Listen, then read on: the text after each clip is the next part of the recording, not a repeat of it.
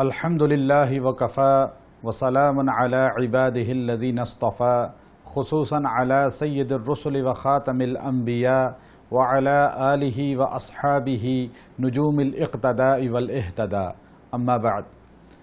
انسان غموں کے اندر، پریشانیوں کے اندر اکثر مبتلا ہو جاتا ہے تو وہ اللہ کی ذات کی رحمت سے نا امید ہو جاتا ہے، چونکہ دنیا کے اندر پریشانیاں بھی آتی ہیں اور راحت بھی ملتی ہے۔ کبھی ایک حالت پہ انسان قائم نہیں رہتا۔ پریشانیاں انبیاء کو بھی آتی ہیں اور راحتیں بھی ان کو ملتی ہیں، کبھی صحت ملتی ہے، کبھی بخار آتا ہے۔ یہ ہر انسان کے ساتھ دنیا میں لازم ہے یہ چیزیں، چونکہ زندگی اور دنیا اسی چیز کا نام ہے۔ جنت ہے جہاں نہ بڑھاپا ہوگا، جہاں نہ بیماری آئے گی، نہ بھوک لگے گی، نہ موت آئے گی، نہ انسان کو ذلت ملے گی۔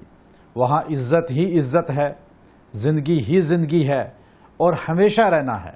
جنت میں سب سے بڑی نعمت جو انسان کو ملے گی وہ یہ اعلان اللہ کی بارگاہ کی طرف سے ہوگا کہ اے انسانوں، میں تم سب سے راضی ہو گیا اور آج کے بعد تمہیں موت نہیں آئے گی، تم جنت سے نکالے نہیں جاؤ گے۔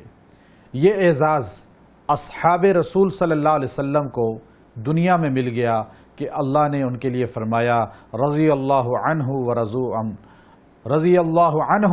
ورضوا عنہ۔ یہ اعزاز اصحاب رسول کو دنیا میں مل گیا اور ہمیں تمام اولیاء کو، تمام اتقیاء کو، تمام محدثین، مفسرین، مجتہدین کو جنت میں آخری اعزاز ملے گا کہ اللہ فرمائے گا میں تم سے راضی ہو گیا۔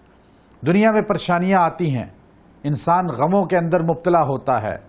اب یہ غموں کے اندر مبتلا ہونا، پریشانیوں کے اندر مبتلا ہونا انسان کے گناہوں کا کفارہ بن جاتا ہے۔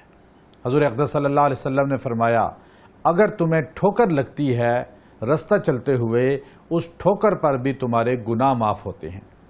چونکہ ہمارا ہر عمل اللہ رب العزت کی رضا کے لیے ہو تو ہمیں ہر مصیبت گناہوں کا کفارہ بن جاتی ہے۔ حضرت مولانا اشرف علی تھانوی رحمہ اللہ تعالی نے لکھا کہ اگر مصیبت اور آفت آنے کے بعد انسان کا تعلق اللہ کے ساتھ مضبوط ہو جائے، نوافل میں، آہوزاری میں، اللہ کے سامنے جھکنے میں انسان منہمک ہو جائے تو یقین کر لے یہ مصیبت، یہ آفت اللہ کی طرف سے انعام ہے، میرے گناہوں کا کفارہ ہے اور میرے درجات کی بلندی کا باعث ہے۔ اور اگر مصیبت، آفت آنے کے بعد، بیماری آنے کے بعد انسان کا تعلق اللہ سے ٹوٹ جائے، وہ انسانوں کے پیچھے بھاگے، ڈاکٹرز کے پیچھے بھاگے، اللہ کو بھول جائے، اللہ کے رسول کو بھول جائے، استغفار بھول جائے، نوافل نمازیں بھول جائے، تلاوت بھول جائے، تو یقین کر لے کہ اللہ مجھ سے ناراض ہے اور یہ اللہ کی ناراضگی کا سبب ہے۔ میرے درجات کو ختم کرنے کے لیے اللہ نے مجھے پکڑ میں لے آیا ہے، پکڑ کا باعث بن چکا ہے۔ تو اس لیے مصیبت کے وقت، چاہے وہ مصیبت مالی ہو، چاہے وہ جانی ہو، چاہے وہ اولاد کی طرف سے ہو، چاہے وہ کسی بھی مخلوق کی طرف سے ہو، مصیبت میں آپ ایک جملہ اپنا زبان کا پکا معمول بنا لیں کہ آپ نے مصیبت کے وقت یہ کلمات پڑھنے ہیں، اس سے آپ کی مصیبت ختم ہو جائے گی، اللہ کے ہاں آپ سرخرو ہو جائیں گے، اللہ کے فرشتے آپ سے محبت کریں گے اور آپ اللہ رب العزت کے محبوب بن جائیں گے۔ اللہ رب العزت آپ کو نجات بھی دلا دے گا مصیبت سے اور اپنے ہاں مقربین میں بھی شامل کر لے گا۔ وہ عجیب وظیفہ ہے جو حضرت ابراہیم خلیل اللہ نے آگ کے اندر اللہ کی بارگاہ میں زبان سے ادا کیا تھا۔ فرشتے آئے، فرشتوں نے کہا حکم کریں، جو حکم دیں گے ہم تعمیل کریں گے، لیکن آپ نے فرمایا جو رب مجھے اس آزمائش میں ڈالنے والا ہے وہ میرے احوال سے واقف ہے، میں اللہ کے علاوہ کسی کے سامنے فریاد نہیں کروں گا۔ آپ نے اپنی زبان سے وہ کلمات ارشاد فرمائے، اللہ نے آگ کو گلے گلزار بنا دیا۔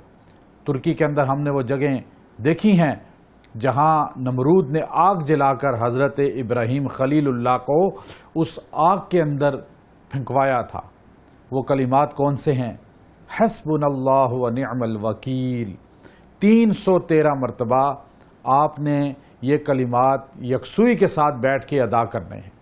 آپ کی جاب ختم ہو گئی، آپ کی اولاد نافرمان ہو گئی، آپ کے گھر میں تنگ دستی آ گئی، آپ کو لوگوں میں معاشرے میں عزت نہیں ہے، آپ ترقی چاہتے ہیں، کوئی بھی پریشانی ہے، بیماری آ گئی ہے گھر میں، آپ ان سب معاملات کے لیے یکسوئی کے ساتھ 313 مرتبہ حسبنا اللہ و نعم الوکیل اتنا جملہ پڑھیں، اول آخر 7 مرتبہ درود ابراہیمی پڑھیں، اور 41 دن تک آپ دعا کریں۔